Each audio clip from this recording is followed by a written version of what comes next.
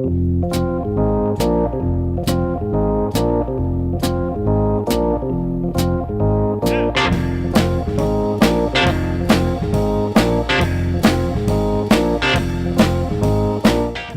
to the Two Blokes Chatting radio show on 94.7 The Pulse. Music, interviews, news, and, well, Two Blokes Chatting. Now, here are the two blokes. It is 21 minutes to... no, it's not. It's 19... I always get the maths wrong. I taught mathematics and I can never get the times right. 19 minutes to 11 o'clock. But if you were sitting in South Australia, you would think it is, in fact, 11 minutes past 10. We are doing exactly that. We're going off to Keith. And Rob, why don't you do some introductions? Well, I will. And this is... we talked about people... Oh, hang on. Before you do. Sorry. Alice, just stand by. 'Cause I've been everywhere, man. I've been everywhere, man. Across the deserts bare, man. I've breathed the mountain air, man. I've travelled, I've had my share, man. I've been everywhere.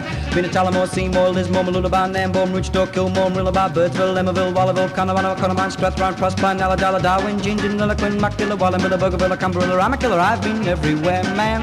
I've been everywhere, man. Across the deserts bare, man. We'll try that again, will we? Sorry, I've got to press the right buttons.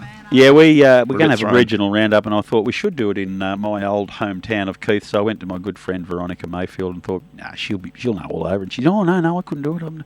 What about your husband, Bill? No, he's too busy cleaning up the backyard. It's a bloody mess. What about our daughter, Alice? She's into everything in the town. She manages a business in the town. She knows everything. So she's on the line. Alice Peake from Keith, South Australia. Good morning. Welcome to the Pulse. Good morning. Thank you for having me. It's an absolute pleasure. So the concept of what we're doing here, it started a long, long time ago. COVID was ravaging most of Victoria, and we were going around Victorian towns to find out how people were coping, but also why it would be good to go and visit. We would like people to go and visit and inject some money into these communities as well once things got on the move. And I know why it's a good place to visit, but why would a Victorian want to go to Keith? It's kind of in the middle of everywhere that you want to go. There's beautiful art attractions, beautiful scenery to see, beautiful people in the town to stop and have a chat on your travels. So for those of... Hello, Alice, it's Neil.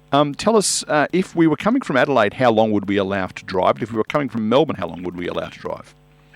Coming from Adelaide, it's 2.5 hours.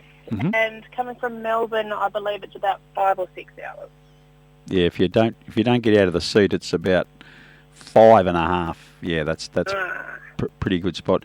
And there's also lots of nice stuff to eat and lovely coffee in the village too. And you're looking after one of those businesses, so you get a fair finger on the pulse of the movement. So in that period of time, with COVID and people reluctant to travel, but some have been cooped up and been let out, so I know there's a lot of people are travelling. How has the businesses in town been compared to local trade versus passing trade? It's been hard because we got hit when the borders shut, actually. So we went down 50% compared to previous years. So locals are always great at supporting locals. But yeah, we really took a hit when no one could come through. Because that road, as you correctly pointed out, if you're coming from Melbourne to Adelaide, you sort of can't not go through Keith. But you're also in a another interesting spot because the town sits right in the V of another major highway that comes up from Mount Gambier going to Adelaide. So you really get two lots of passing traffic. We do, yes. And I guess the other thing is too, there's a reasonably large organisation across the world who have restaurants that have got big yellow M's out the front of them. And their strategy was to always have locations 2 to 3 hours out of capital cities. Because that's when people go, you know what, it's time to get out of the car, it's time to go for a walk, it's time to go to the loo, whatever. So being where you are relative to Adelaide is probably handy in terms of people stopping on their way into Victoria. It's a very good spot to be in because you'll find that a lot of people will just drive and stop in Keith. It's their first stop whenever they leave Adelaide. And it's not just about the food and drink, as you said. There's a funny little park there on the edge of the major town, and it's got this little attraction in it that everyone talks about, and that's the little railway line thing, the little cart on the tracks. You've probably spent a lot of time in that as a child. Tell us about that. I did. It's a monorail in the playground here in Keith.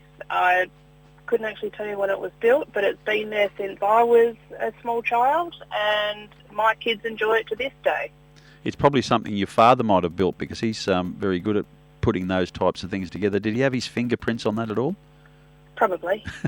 There is another funny, incredible part of the history of the growth of the Keith Township, and also the agricultural region, was an AMP investment many years ago, and there was a stage apparently where a lot of soldier settlers blocks were all given former army jeeps. So at one stage the town was chock-a-block full of jeeps, and some people, including your good father, decided you'd make a little bit of a monument to that. But it's a little bit more than just a jeep in the town. Tell us a bit about that. Well, we call it the truck on a stick. So we have replica settlement huts here that people can come in and have a look and pull up and let the kids have a play in the skate park next to it. I'm actually sitting outside looking at it right now. Oh, so this is a live, on location conversation. Definitely. Outstanding. So, just tell us a bit about the thing on the stick, because it is rather unusual. This Jeep is in an unusual spot. It is probably about 20 metres off the ground. Must have been hard to park. Very hard. They needed a crane to get it up there, but it literally is a Jeep on a pole as part of this replica of the houses that these original settlers were put into many years ago, back in the 50s, early 60s perhaps, but completely reinvigorated the whole area, and the monument is great. But you certainly do, it is eye-catching as you're driving up the road and look across, and you have to look a second time to make sure you saw what you saw. Yeah, exactly. Yeah, a lot of people do ask, where's the Land Rover on the pole, when they come in to work. I'm loving the fact that, being that it's community radio, you've actually mentioned different brands, so it's not just it's moved around the various range of. I think it's just one of those army things. You know? That's okay. No, I'm a very Jeep being, of course, being short for GP, being short for General Purpose Vehicle. Did you know that? No, I did not. Well, things you learn. So, Alice, the other thing that, and sorry, I had to duck out. You didn't know that I ducked away, but I had to open a door for somebody. So you may have already answered this question. If I was thinking, I tell you what, this place sounds really good. I want to live there. Apart from the stuff that happens in the main street of Keith, what sort of things do people in the district do? What's the sort of jobs that people do in that neck of the woods? We're quite diverse here, really. We are the lucerne seed capital of Australia. Hang on. Woo. Lucerne seed capital of the world, Alice. Don't hold back. Sorry. The world. Right. And an American even told me that, so it must be right. Well, there you go. There's a lot of seed processing happening here. We've got a timber truss plant that supplies further than Keith. Lots of hospitality things here. Definitely a huge farming region. Okay. And there's also the rather smelly rendering plant, which makes Keith an unpleasant place to be when the wind is from the northeast. Yes, when the wind turns, it's not very nice. It doesn't happen very often, luckily, but it's most unpleasant when it does. Yeah, I used to live in the Latrobe Valley, and you get the northeasterly breeze came from the Maryvale paper plant, and it was very much the same. It wasn't particularly attractive. So, have you lived in that neck of the woods all your life? I grew up here.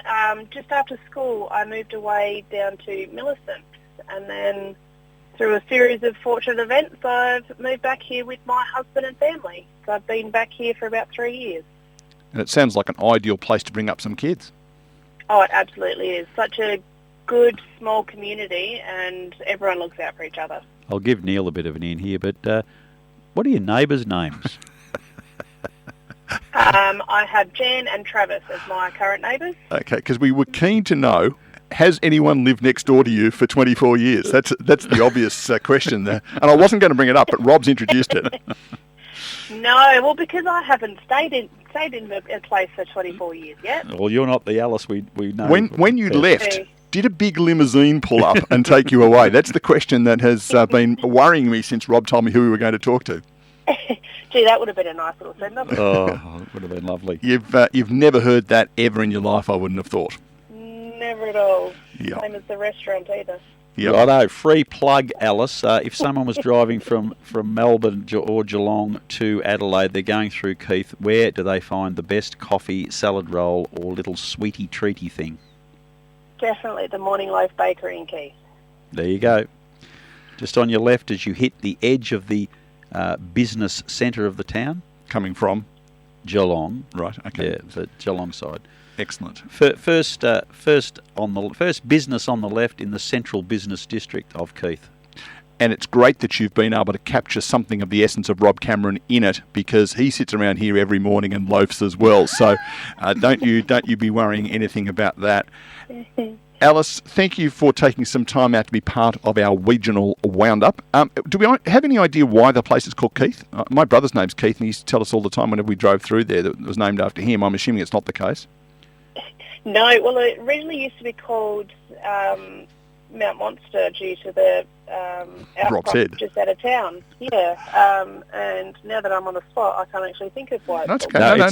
It's relevant to a town in Scotland. Okay. Of the same. Scotland, Keith Hall, that's the one. Right. Yeah, excellent. That's the reason. Excellent. Yeah. All right, well, we're going to let you go back and bake some bread or make coffees or whatever you normally do on a Saturday morning, but thanks for taking some time out to chat to us on the regional Roundup.